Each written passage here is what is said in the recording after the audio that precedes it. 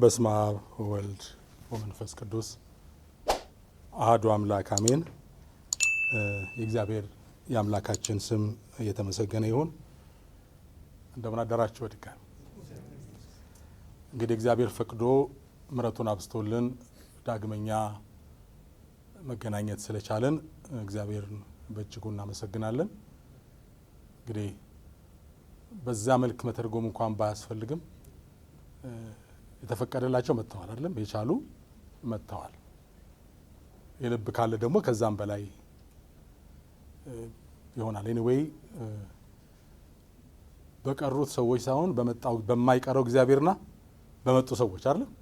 የማይቀረው እግዚአብሔር የተረጋገጠ ነው አይደለም? አይቀርም። እና ደግሞ የመጣችሁ በእናንተም እጅግ አድርገን እግዚአብሔርን እናመሰግናለን። ያው የመጀመሪያው እንግዲህ ሰዓታችን ካልነው በላይ ሄዷል። በተቻለ መጠን ሰዓታችን ለማስተካከል እንሞክራለን። ያው የመጀመሪያ የትውውቅ ጊዜ ነው። እናንተ ጋር በግል ታውቅ ያለው በአካል ነው እንጂ ፊዚካሊ ያማቀኝ የለም። ያው ምክንያቱም ቲክቶኩ ቪዲዮዬን ስለሚያሳይ እኔ ነኝ እንጂ እናንተን መለየት የሚያስፈልገኝ እናንተን መለየት አልተቸገራችሁም። እግዚአብሔርን አመሰግናለሁ። በእውነት ለመናገር ከልብ ሽንገላ በሌለበት ትልቅ ክብር ይሰማኛል። ጥሪያችንን ሰምታችሁ የማታውቁት ሰው ኑ ሲላችሁ አምናችሁ መምጣታችሁ እግዚአብሔር በግጥ መታመን የሰጠኝ እግዚአብሔር አመሰግነዋለሁ። እናንተንም በእውነት እግዚአብሔር አክብረልኝ ነው ብለው ከልቤ ይሄ እግዚአብሔር ሲሰጥ ነው እንጂ ዛሬ በዚህ ዘመን ብዙ ነገሮች ባሉበት ፈታኝ በሆነበት ዘመን ተማምኖ መምጣት መቻል ትልቅ ነገር ስለሆነ እኔ እጅግ ክብር ይሰማኛል። እጅግ እግዚአብሔርን እየፈራሁ አመሰግናለሁ። ምክንያቱም የምናመልከው የምንፈራው ማንን ነው? እግዚአብሔር ነው። እና እግዚአብሔርን መፍራት ወደ ሕይወት ይመራል አይደል የሚለው እና ወደ ቃላት ወደ እንግዲህ እንዳልነው ሁለት ክፍል ነው ያለን። የጠዋቱ የእግዚአብሔር ቃል ነው። መርሃ ግብሩ ላይ ተነግሮላችኋል። መጀመሪያ ግን ያው ፕሮግራማችን በምን ብንጀምረው ይሻላል? አቤት እንደዚህ እንጀምር። በጸሎት አይደለም? እሺ ተንሱ ለጸሎት ይባላል። ለጸሎት እንነሳና እስቲ እንደው በልየ ልባችሁ እንደተሰማችሁ እስቲ እግዚአብሔር እንደው አይደለም? እግዚአብሔር የልብ አምላክ አይደለም? ደስ ተሰኝታችኋል? የከፋው አለ የለም አይደለም? ደስ ያለውስ እስቲ ደስ ያለው ሲል ነው እጁን ያውጣ። ያው ሰይጣን ይፈር። ደስ ካለን ደግሞ ደስ ያሰኘን ማን ነው? እግዚአብሔር ነው። እና እስቲ በየልባችሁ እግዚአብሔርን አመስግኑት። ስለዚህ ቀን እንዲህ መልካም ነገር የሰበሰበን ሰዎች ለብዙ ነገር ይሰበሰባሉ። ለአመፅ፣ ለኃጢአት፣ ለተለያየ ነገር ይሰበሰባሉ። እኛም በተለያየ ጥሩ ባሉ ነገሮች ውስጥ አልፈን ይሆናል በዚህ ቀን። ዛሬ ግን ለተቀደሰ ሁኔታ በዚህ ሁኔታ በጥሩ ሁኔታ እግዚአብሔር ባለበት ሁኔታ የተሰባሰባችሁት ዛሬ ብቻ ነው ማለት አይደለም። ግን በሕይወታችን አንድ የሚሆን ሁለት ቀን የማይገባ ቦታ አሳልፈን ይሆናል። እኔ እግዚአብሔርን ባላወቅኩባቸው ዘመናት ብዙ አሳልፌያለሁ። ግን መልካም በሆነው እግሮቻችን እግዚአብሔር ባሉበት አደባባዮች መቆም በመቻላቸው በየልባችሁ እንደው እግዚአብሔርን በልባችሁ እግዚአብሔር ቀድሱት ይልለም እስቲ እንደው አመስግኑት። እግዚአብሔር ይሰማል። ይህን የሰጠንን ያዘጋጀልንን በዚህ ጊዜ በዚህ ሰዓት እግዚአብሔርን እናመሰግናለን። መልካምነቱን፣ በጎነቱን፣ ምሕረቱን ስላበዛልን እግዚአብሔርን እጅግ አድርገን እናመሰግናለን። አዎ መልካም አምላክ ነው እግዚአብሔር። ደግ አምላክ ነው እግዚአብሔር። እናመሰግነዋለን። በጎነቱ ብዙ ስለሆነ፣ መልካምነቱ ብዙ ስለሆነ፣ ዘመን ስለጨመረልን። በመኝታቸው የቀሩ ሰዎች የሉ አሉ። እግዚአብሔር ግን ማለዳውን ሰጥቶናል። በቅዳሴ ላይ ምን ይባላል? ካህኑ አንድ ነገር ሲል ልባችን ከማን ጋር ነው? ከእግዚአብሔር ጋር ነው። ያው ካንተ ጋር ነው፣ ከእግዚአብሔር ጋር ነው ይባላል። ከእግዚአብሔር ጋር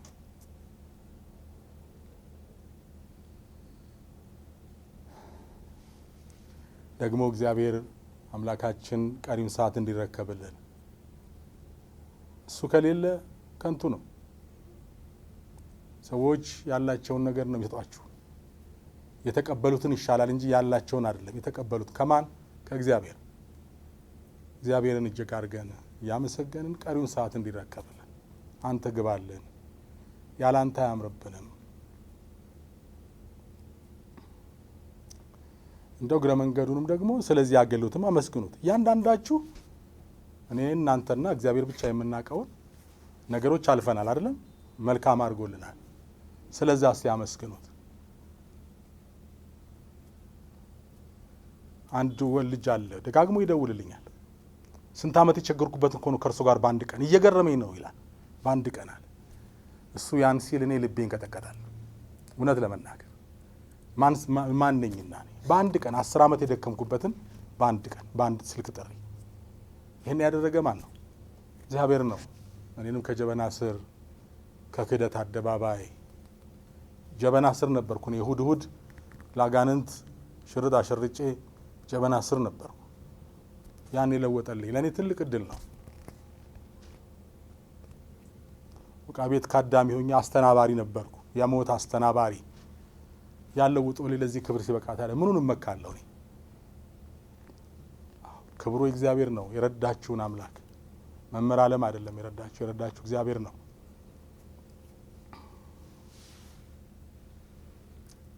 እናመሰግናለን። እሺ በህብረት ደግሞ እኔ አመሰግናለሁ፣ እናንተ ከኔ ጋር ታመሰግናላችሁ። አሜን ትላላችሁ።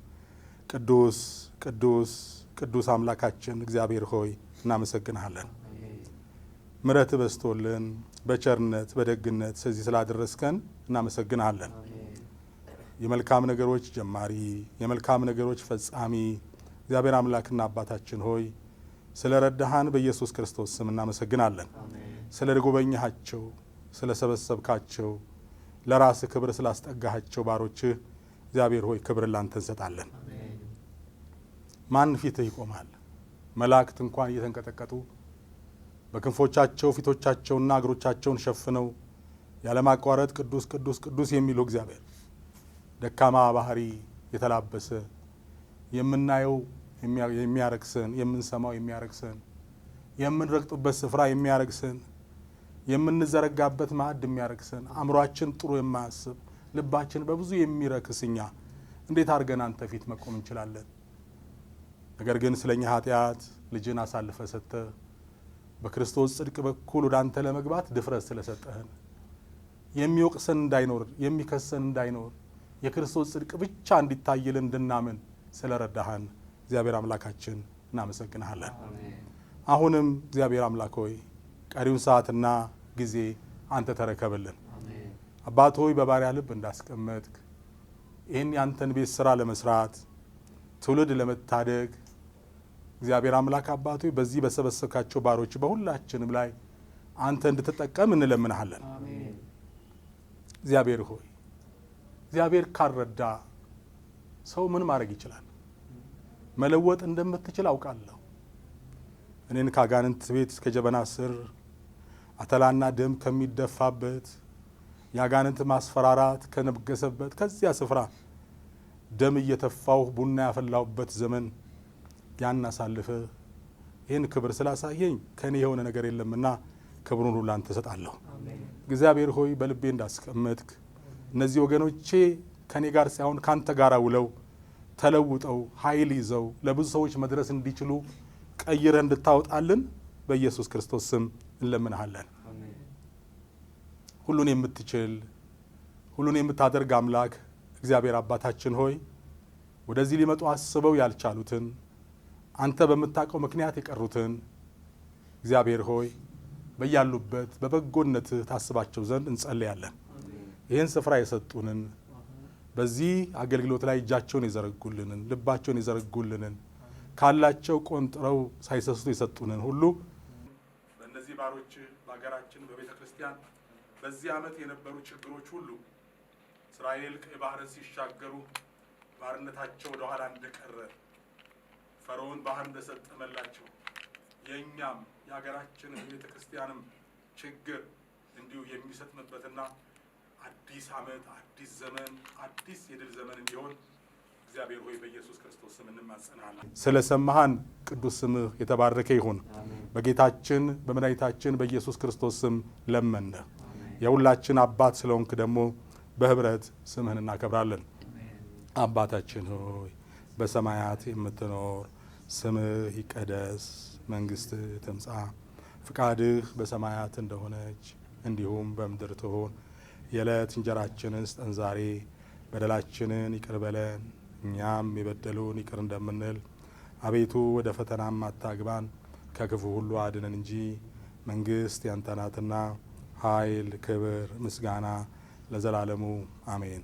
እመቤታችን ቅድስት ድንግል ማርያም ሆይ በመልአኩ በቅዱስ ገብርኤል ሰላምታ ሰላም እንልሻለን። በሀሳብሽ ድንግል ነሽ፣ የአሸናፊ የእግዚአብሔር እናት ሆይ ሰላምታ ላንቺ ይገባሻል። ከሴቶች ሁሉ ተለይተሽ አንቺ የተባረክሽ ነሽ፣ የማኅፀንሽ ፍሬ የተባረከ ነው። ጸጋን የተመላሽ ሆይ ደስ ይበልሽ፣ ልዑል እግዚአብሔር ካንቺ ጋር ነውና ከተወደደው ልጅሽ ከጌታችን ከመድኃኒታችን ከኢየሱስ ክርስቶስ ዘንድ ይቅርታና ምሕረትን ለምኝልን ኃጢአታችን ያስተሰርይልን ዘንድ ለዘላለሙ አሜን። እግዚአብሔር ጸጋና ሰላም ከሁላችን ጋር ይሁን። አረፍ አረፍ እንላለን። አላችሁ? እሺ። የጠዋቱ መርሃ ግብር ምን ነበር የሚለው? እንደትነግሩኝ ነው እናንተ። ምን የሚለው አላያችሁትም? ምንድን ነው? በምን ርዕስ ነው የምንማረው?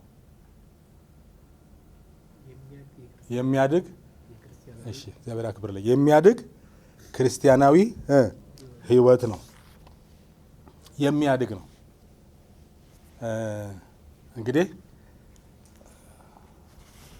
አንድ ነገር ስለ ማደግ ካነሳን ከምን ይጀምራል ማደግ? አንዳንዴ ነቃ እንድትሉ ጥያቄም ልጠይቅ እችላለሁና ማደግ ከምን ይጀምራል? አደገ ስንል መጀመሪያ ምን አለ?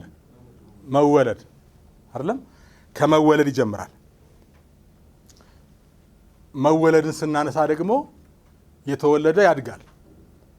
ይህን ጉዳይ ስናነሳ ህይወት የሚባለው ነገር አለ ማለት ነው። በሰው ህይወት ዙሪያ ስንመለከት ሁለት አይነት ህይወት አለ። መንፈሳዊና ስጋዊው ህይወት አለ እና የሚያድግ ነው።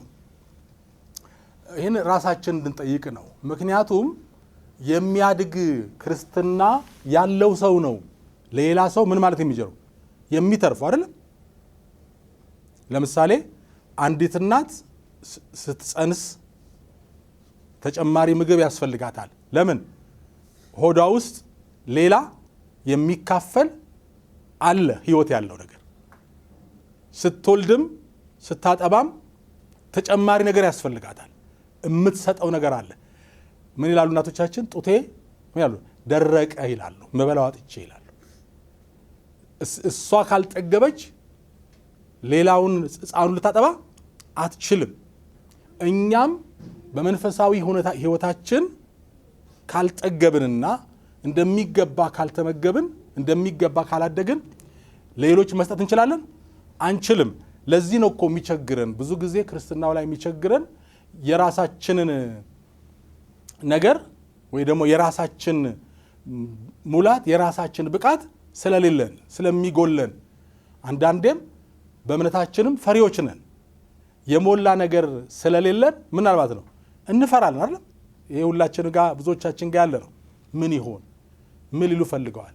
ይሄ ማለት ምን ሊመስል ይችላል ብለን ብዙ ጊዜ አእምሯችን ዘመኑም ብዙ አይነት ነገር ወጀብ የሚበዛበት ዘመን ስለሆነ ግራ ይገባናል። የሞላን ከሆነስ በቃ ለምሳሌ አንድ ሰው ቁርሱን ጥግብ ብሎ ከበላ ሌላ ነገር አይፈልግም እና የሞላን መሆናል፣ በእውቀት የሞላን መሆናል። ስለዚህ በመንፈሳዊ ህይወት ማደግ ካወራን ምን አለ ብለናል? መወለድ አለ። አሁን የመጀመሪያው ጥያቄ ተወልደናል ወይ? ከማን? ከእግዚአብሔር ነው። ሰው ሁለት ውልደት አለው ብለናል። ስጋዊ ውልደት አለው፣ እንደገናስ መንፈሳዊ ውልደት አለው። ስጋዊ ወላጅ እንዳለ ሁሉ ምን አለው? መንፈሳዊ ወላጅ አለው። ሰው በምድራዊነት ከስጋ ሲወለድ ከእናትና ከአባቱ በፈቃደ ስጋ ነው የሚወለደው። ይሄኛው ውልደት ምንድነው? በዘመን ይገደባል አይገደም? ይገደባል። የሰው እድሜ አለ ቅዱስ ዳዊት 70 ይፈለገና አድርገው ወደ ኋላ ሄደን በእነ ማቱሳላ ዘመን ምን 969 ዓመት ኖሯል ማቱሳላ። እኖህ ዘመን ሲደርስ 120 ሆነ። የሚገርማችሁ እና ዳዊት ዘመን 70-80 አለ። ከዛ ካለፈስ ምንድነው? ድካም ነው አለ። እነ ማቱሳላ ግን 909 ዓመት ሲኖሩ ከዘራ ይዘው አልነበር። ቅዱስ መጽሐፍ ሲነግረን ስለ ያዕቆብ ምን ይለናል? ያዕቆብ ሲሞት በግብፅ ሲሞት ልጆቹን ባረከና በበትሩ ተመርኩዞ ለእግዚአብሔር ያደርጋል ሰገደ ይላል። በመቶ ምናምን ዓመቱ አያችሁ። የቀደሙት ሰዎች እድሜ የሚጨምር አሁን እዚህ 80 ካለፈ በኋላ ድካም ነው የሚሆነው። እነኛ ግን ብርቱ ነበሩ። ለምንድን ነው ያበረታቸው ስንል ከማን ጋር ያላቸው ህብረት ነው? ከእግዚአብሔር ጋር ያለ ንብረት ነው። ዛሬም ከእግዚአብሔር ጋር ያለ ንብረት። ለዚህ ነው መጽሐፍ ቅዱስ እግዚአብሔር መፍራት ህይወትን ዘመንን ታስረዝማለች ይላል። ስለዚህ ከስጋና ከደም ከቤተሰቦቻችን ተወልደ ነው መወለድ ምንድነው? በዘመን የተገደበ ነው አይደለም? ምን ያለው በዘመኑ ቋንቋ በገንፎና በንፍሮ ለሚጠቀለል ዘመናችን ይባላል። ሲወለድ ገንፎ ነው፣ ሲሞት ንፍሮ ነው። ሁለተኛው ግን ሰማያዊ የሆነው መንፈሳዊ ውልደት ግን በዘመን የተገደበ አይደለም። መነሻ ይኖረዋል፣ መጨረሻ ግን የለውም። ለዘላለም ከእግዚአብሔር ጋር ከቅዱሳን ጋር የምንኖርበት ህይወት ነው። ያንን ህይወት ነው የምናስቀድመው። ብዙ ጊዜ የምንቸገረው በምድራችን ላይ በምድራዊ ህይወት በሚገጥመን ጉዳይ እንጨንቃለን። ኑሮ አልተሟላም፣ ይሄ ችግር ሞላ፣ ህይወታችን ውስጥ ደግሞ ፈታኝ ነገር ሲገጥመን ምንድነው እንላለን፣ ያስጨንቀናል። ግን በዚህ ዓለም ያለው ችግር ምንድነው? ኤክስፓየር ዴት አለ አይደል? መድኃኒት ስንገዛ ምን እናደርጋለን? ኤክስፓየር የሚያደርግበት ዴት እናል። ስለዚህ ወገኖች ታውቃላችሁ፣ ችግራችሁ ኤክስፓየር የሚያደርግበት ቀን አለ። ደስ ይበላችሁ፣ ያደርጋል። እግዚአብሔር ይጎበኝና ምን ያደርገዋል? ያነሳዋል። አላያችሁም? አንዳንድ ችግሮች ተነስተዋል። ኤክስፓየር ሰይጣን የሚያመጣባችሁ ችግር ምን አለው? ኤክስፓየር ዴት አለ። ማ ሲመጣ? እግዚአብሔር ሲመጣ። ደግሞ እንደገና በሞት ያልቃል። ከሞት በኋላ በሽታ የለ፣ ከሞት በኋላ ረሃብ የለ። መንፈሳዊው ነገር ነው የሚቀድመው። ስለዚህ ከእናትና ከአባታችን እንደተወለድን ከማን መወለድ አለብን? ከማን? ከእግዚአብሔር። ነቃያለን። እሺ፣ ከማን ነው የምንወለደው? ከእግዚአብሔር ነው። ለዚህ ነው መጽሐፍ ቅዱስ በክርስቶስ ያመኑ ከስጋ ፈቃድ ከወንድ ፈቃድ ምን አሉ? አልተወለዱም፣ ከያው ከሆነው ከእግዚአብሔር ተወልደዋል። ከእግዚአብሔር ቃል ተወልደዋል። እግዚአብሔር ዘላለማዊ ነው፣ እኛም ከሱ ስንወለድ ነው ዘላለማዊ ነው። እናትና አባታችን ጊዜያዊ ናቸው። ከነሱ ስንወለድ ምን እንደሚል ሞት ይገድበናል። እሱ ግን ሞት አይገድበው። ስለዚህ የሚበልጥ የትኛው ነው? ሞት የማይገድበው ህይወት ይቀድማል። መንፈሳዊ መወለድ አላችሁ ሆይ? ይሄ ነው ትልቁ ጥያቄ። መንፈሳዊ መወለድ ቀላል ነው።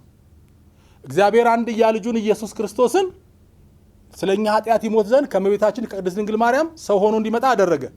ከዛስ በእርሱ የሚያምን ምን አለው? ምን አለው? የምን አይነት ህይወት? የዘላለም ህይወት እንዲኖረው እንጂ ይላል። ደግሞ እንዳይል እንዳይጠፋ።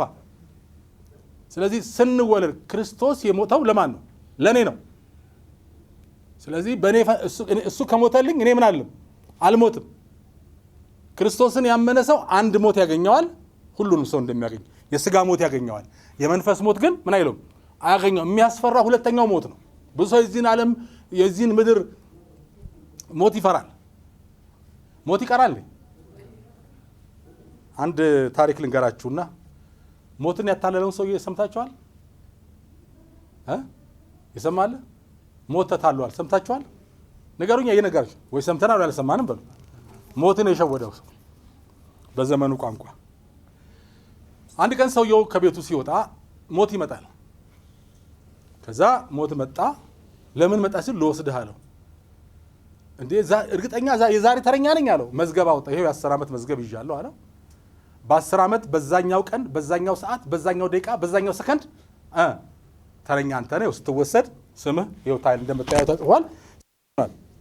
ይግላጣል እና በቃ ተጠርቻለሁ አለው። ሰውየው ደራገጠ። እስከ 10ኛው ዓመት ድረስ አየ። ምን ይመስላል? 10ኛ ዓመት ያለ ሰው እድለኛ ነው አይደል? እንኳን በኋላ እንኳን የሚጠራው ሰው እድለኛ ነው ይላል። ምክንያቱም በህይወት መኖር ትርጉም አለው። ከዛ ሞት በቃ ወሰደ ተስማምቻለሁ፣ ግን አንድ ነገር እንደው ቡናና ሻይ እስክልህ ድረስ ምን በልልኝ ጠብቀኛል። ሞት ደስ አለው አሉ። አፍሪካም ቢሄድ አውሮፓም ቢሄድ እስያም ቢሄድ ሞትን እልል የሚላለ የለም። ስለዚህ ሁሉ እንደረገመኝ ነው። እንደው አንተ ቁጭ አድርገህ ልወስድህ ብዬ ቡና ሻይ ልትለኝ፣ እሱማ ወስድልሃለሁ። ቁጭ አለ። ቁርስ ምናምን አዘጋጃጀና ቡና ውስጥ የእንቅልፍ ኪኒን ይጨመርበታል የሚያስተኛ። ሲያስተኛው እንቅልፍ ጭው አድርጎ ወሰደው። ሲነቃ ሞት ደክሞ የነበረ ዓለምን ሳስስ እንዴት አርፍ አልኳል። ለዚህ ውለታህ ምንም ማረጋ። በዚህ መካከል ምን ያደርጋል? እሱ ሲተኛለት መዝገቡን ይይዝና ምን የሚያደርግ ይመስላችኋል? ከአንደኛ ላይ የእሱን ስም ላጥ ያደርግና የሚለጠፍ ነው። ምን አደረገ? የ10ኛ ዓመት የመጨረሻው ቀን ላይ ለጠፈና የ10ኛውን ዓመት ሰው እያመጣና ምን አደረገ? አንደኛ ጋር ለጠፈ። ስንት ዓመት አለው? 10 ዓመት ተረጋግቶ ደስ አለው። እሺ እንግዲህ አለ ተነሳ። ያው መዝገቡን ድርግ ሲያደርግ ያነባል ብሎ ሲያስብ እኔ መዝገብ አላነብም፣ አንድ እድል የተጠራውን ሰው መተው አልችልም አለው። ግን አንድ እድል አለኝ አለው። ከፈለኩበት መጀመር እንድጀምር ስልጣን ተሰጥቶኛል። ስለዚህ ለአንተ በጎነት ለመክፈል ስል ከየት ጀምራለሁ አለው? ከመጨረሻ ጀምራለሁ አለው። ምን ሆነ? ሄደ ሞት። ለዚህ እኮ ነው ሮሜ ዕብራውያን 9:27 ለሰው አንድ ጊዜ ሞት ከዚያ በኋላስ ፍርድ። እንግዲህ ገባችሁ? ተታለለ ሞት አልተታለ። ያው ስሙን አሉ ያስተማሩን ሰዎች ሲናገሩ እንደው እስከ አያቱ ሲናገሩ ለነፍሱ ሳያስብ ቀለጠ ይባላል አለ ሰውየው። እንደዚህ ነው ለነፍሳችን እንድናስብላት ያስፈልጋል። ሞት ኤኒታይም አለ፣ ግን ያኛው ነው የሚያስፈራው ማለት ነው። የሚቀጥለው ህይወት ለሰው አንድ ጊዜ ሞት ከዛ በኋላ ምንድን ነው? ፍርድ ነው። ሰው ከሞተ በኋላ ዘላለማዊ መግቢያውን ማስተካከል ይችላል አይችልም? አይችልም። በህይወቱ እያለ ነው። እዛ ሉቃስ 16 ላይ የምናገኘው ሀብታሙ ሰው ድሃው አልዓዛር ነው። ሀብታሙ ስም የለውም፣ ግን አባቶቻችን ነዌ ይባላል ይሉናል። መጽሐፍ ቅዱስ ግን ስሙን ሊጠራ አልፈለገም። ድሃውን ሲጠራ ሀብታሙን አልጠራውም። ለምን? ምድር ባለን ሀብትና ክብር ዝናና ስልጣን ታውቃለች። ጀነራል ናቸው፣ ባለጠጋ ናቸው። ሰማይ ግን የሚያውቀው በምንድን ነው? በባህሪ ነው። ስለዚህ እግዚአብሔርን የሚፈራውን ሀብታሙን ማነው ድሃውን አልዓዛር ስም ሲጠራ ያን ስም ባለመጥራት ሲተው እናያለን። ሀብታሙ ግን ከሞተ በኋላ ሲኦል ገባ። ጠብታ ውሃ ለመን አይደለም። ከዛ ቁስላም ከሆነ ከውሾች ጋር ሳህኑ እንዳይበላሽ ለሚበትንለት ሰው ለመነው። ምን አለው? አብርሃም አይቻልም። ጠብታን እኮ የለመነው። ምን ያህል ሲኦል ስቃይ ከባድ ነው። ጠብታ ላይን እንጂ ለውሃ ጥም አይሆንም አለ። እሺ እኔ ሲኦል እንዳልገባ ወንድሞቼን ሄዶ ይንገራቸው 5 ሰዎች አሉ አለ። አያችሁ፣ ሞቶ ሲኦል እያለ ወንድሞቹ ሲኦል እንዳይገቡ ያስባል። እኛ በህይወት እያለን ወደ መኖቻችን ሲኦል እንዳይገቡ ዛሬ መስራት አለብን። ምን አለው አብርሃም? አይቻልም። ለነሱ ምን አላቸው? ህግ አለ። ለነሱ መምህራን አሏቸው። እነሱን ይስሙ አለ። ወገኖቼ ይሄን መንፈሳዊ ህይወት ነው። ከዘላለም ምን የሚያድን ነው። እግዚአብሔር ደግሞ ሩቅ አለ ነው የሚያደርገው። ምን አደረገ? ልጁን መድኃኒታችን ኢየሱስ ክርስቶስን ምን በማድረግ በማመን በእርሱ የሚያምን ምን አለው? የዘላለም ህይወት አለው። ሰው ሲወለድ የዘላለም ተወለደ ህይወት አለው እንጂ ይባላል ልጅሽ ህይወት አለው ይተነፍሳል ይባላል እንጂ የዘላለም ህይወት አለው ይባላል የለም። ያውቃል። ይሄንን ህይወት እንድናስቀድም ነው የሚፈልገው። መነሻ ማረገው አንደኛ ጴጥሮስ ምዕራፍ 2 ከ1 እስከ 5 ነው። አንደኛ ጴጥሮስ ምዕራፍ 2 ከቁጥር 1 እስከ 5 ምን ይላል? እንግዲህ ክፋትን ሁሉ ተንኮልንም ሁሉ ግብዝነትንም ቅናትንም ሐሜትንም ሁሉ አስወግዳችሁ ጌታ ቸር መሆኑን ቀምሳችሁ እንደሆነ ለመዳን በእርሱ እንድታድጉ አሁን እንደተወለዱ ሕፃናት ተንኮል የሌለበትን የቃል ወተት ተመኙ። በሰውም ወደ ተጣለ በእግዚአብሔር ዘንድ ግን ወደ ተመረጠና ክቡር ወደ ሆነው ወደ ሕያው ድንጋይ ወደ እርሱ እየቀረባችሁ እናንተ ደግሞ ሕያዋን ድንጋዮች ሆናችሁ በኢየሱስ ክርስቶስ ለእግዚአብሔር ደስ የሚያሰኝ መንፈሳዊ መስዋዕት ታቀርቡ ዘንድ ቅዱሳን ካህናት እንድትሆኑ መንፈሳዊ ቤት ለመሆን ምን በሉ ተሰሩ ይላል። አሁን ታድጉ ዘንድ ነው የሚለው። ግን ታድጉ ዘንድ አለ ምን አለ? የሚወገድ ነገር አለ። ምን እንደሚለው ቅናት፣ ተንኮልን ምን አድርጋችሁ ሐሜትን፣ ግብዝነት ምን ማድረግ ለማደግ እንደ አሁን አትክልት እህል ያድግ ዘንድ ገበሬዎች ከዘሩ በኋላ ምን ያደርጋሉ? አይደል ይነቅላሉ። አይደል ምን ነው የሚነቅሉት? አረሙ ይነቅላሉ። እህሉ በሚገባ ፋፍቶ እንዲያድግ አረሙ ይነቅላሉ። ስለዚህ ከኛም ህይወት እንደ አረም የሚነቀል ነገር አለ። ምን ይነቀላል? ክፋት፣ ግብዝነት፣ ሐሜት፣ ኃጢአት፣ ብዙ ነገር የሚነቀል አለ። ከዛስ የምንመኘው ደግሞ አለ። ምን ነው የምንመኘው? ማደግን። ታድጉ ዘንድ ምን በሉ ይላል? ተመኙ። ከዛ ደግሞ ወደ እግዚአብሔር ምን በሉ? ቅረቡ ይላል። ከዛ ደግሞ ምን ታደርጋላችሁ? ለእግዚአብሔር መስዋዕት ታቀርባላችሁ። እድገት በዚህ ይመጣል። በኋላ እናነሳለን። መንፈሳዊ እድገት የሚመጣው ለእግዚአብሔር በማገልገል ነው። የሆነ ቦታ ላይ ቆመን አይደለም። ከዛ ደግሞ ተሰሩ ይላል። ምን አይነት ቤት ሆናችሁ? መንፈሳዊ ቤት ለመሆን ተሰሩ ይላናል። ክርስትና ህይወት ነው። ይተከላል፣ ያድጋል፣ ያብባል። ከዛስ ምን ያደርጋል? ፍሬ ያፈራል፣ ይቀጥላል። ህይወት ማለት ነው። ፍሬ ካለ ምን አለ? ህይወት ይቀጥላል ማለት ነው። አንዳንድ ዛፍ እንደውም ይገርማቸዋል። አንዳንድ ዛፍ ወድቆ በወደቀበት ምን ይዛል? ስር ይዞ እንደገና። ክርስትና እንደዚህ ነው። እየሞቱ እየበዙ ነው ክርስትና ዛሬ እኛ ዘንድ የደረሰው።